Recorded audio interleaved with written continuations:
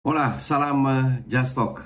Kita kembali lagi memberikan video buat kalian gratis karena udah lama nggak gue lakukan. Kenapa? Karena ada topik yang luar biasa yaitu Mbappe versus PSG. Oke. Tapi sebelum kesana gue ingin mengucapkan terima kasih banyak kepada kalian yang sudah memilih gue sebagai komentator terfavorit, bukan terbaik, terfavorit di ajang Jebret Media Award. Berkat voting kalian, gue bisa memenangkan ajang ini, dan ini sebuah penghargaan yang untuk pertama kali yang dilakukan untuk komentator olahraga, bukan bola aja, semua olahraga. Jadi buat kita yang sering diabaikan, yang selalu diabaikan oleh TV, dianggap nggak eksis, akhirnya diberikan penghargaan. Semoga berjalan terus. Kalau kalian belum vote gue sekarang, ya tahun depan masih dikasih kesempatan. Yang kedua, ini ada mahasiswi Rasisa namanya, mahasiswa antropologi, lagi magang di law firm. Dia memberikan sedikit insight tentang pekerjaannya seperti apa. Kalian bisa klik link di bawah ini. Tolonglah lihat videonya Rasisa, ini sangat menarik biar kalian itu lebih pinter ya. Lebih pinter, bukan cuman bola doang.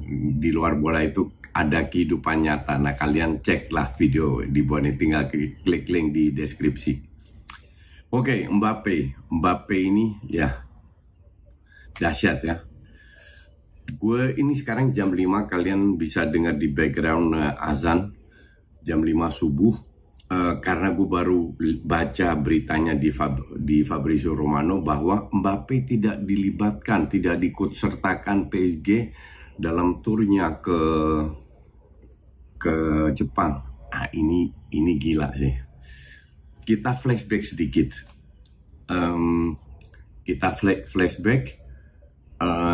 Bahwa Mbappe itu benar-benar antara ke Madrid tidak, akhirnya dia stay di PSG berkat intervensi dari Presiden Prancis. Ini feeling gue nggak pernah terjadi hal-hal kayak begini, politik ikut campur agar pemain nggak cabut. Setahu gue nggak pernah. Oke, dia stay. Terus dia keluarkan statement,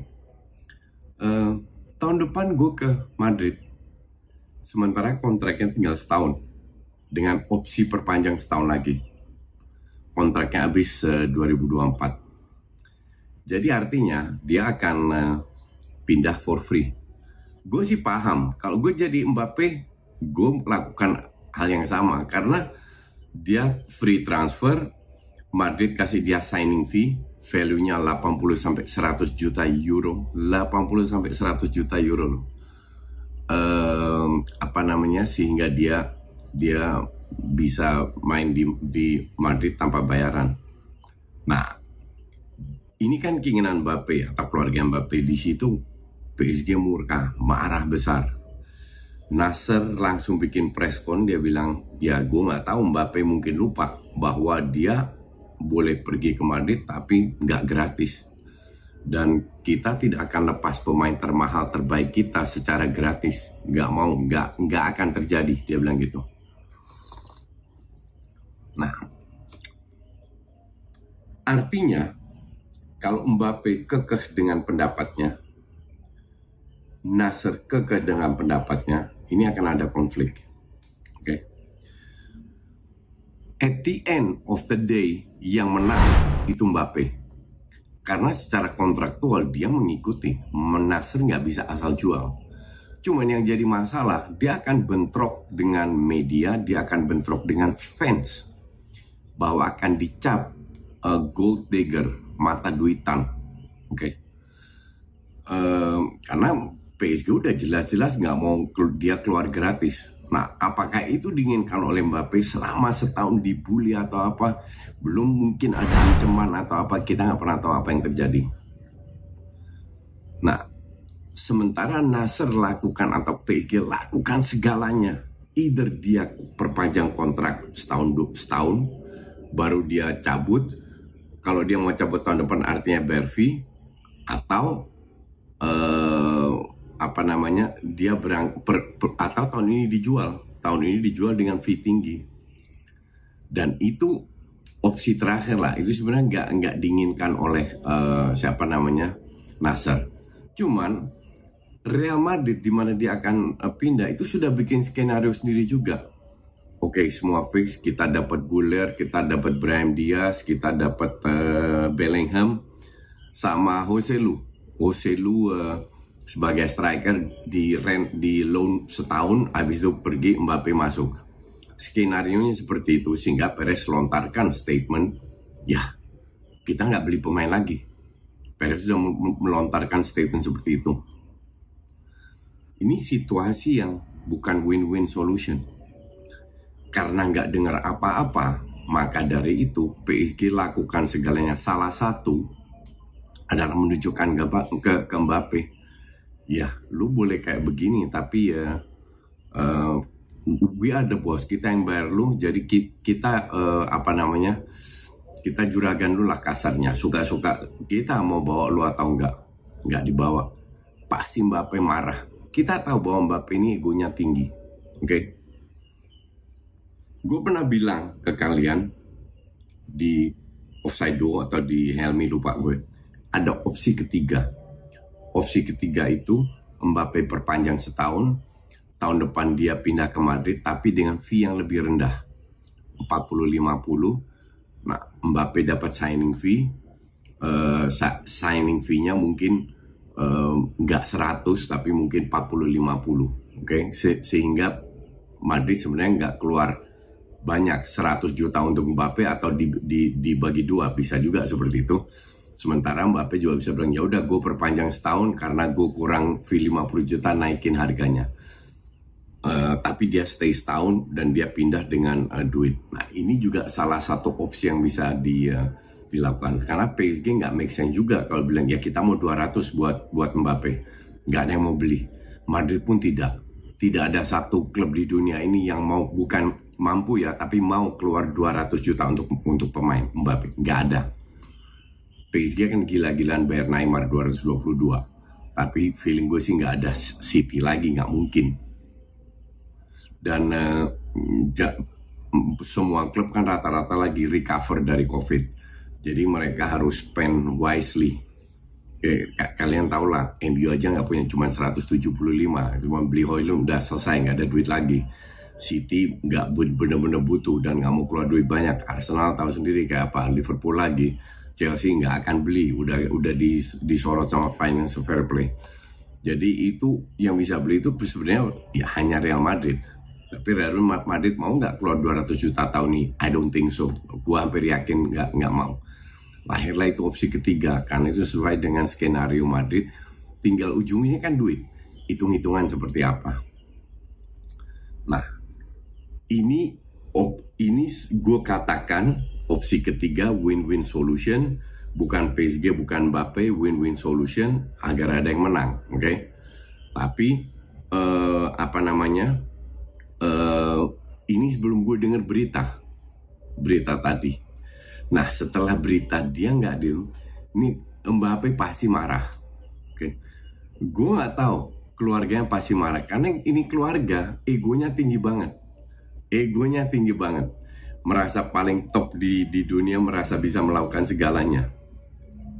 Sekarang kita lihat apa yang terjadi,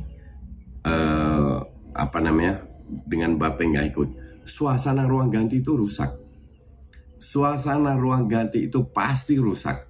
Nggak mungkin. Pasti orang bertanya, pemain bertanya, dia balik atau enggak, atau dia distrap karena dia Mbappe sempat bikin press con menjelek-jelekan PSG, bahwa PSG itu nggak solid, banyak yang harus diperbaiki, kayak hal-hal kayak gitu, sehingga membuat beberapa pemain marah. Oke? Lahirlah keputusan ini. Feeling gue bisa juga keputusan ini didukung oleh pemain lainnya. Itu akan lebih parah. Karena ke Jepang itu kan nggak lama, mereka balik lagi, Mbappe ikut latihan lagi. Apakah suasananya jadi enak? Ya, kita berpikir logis saja, nggak akan enak.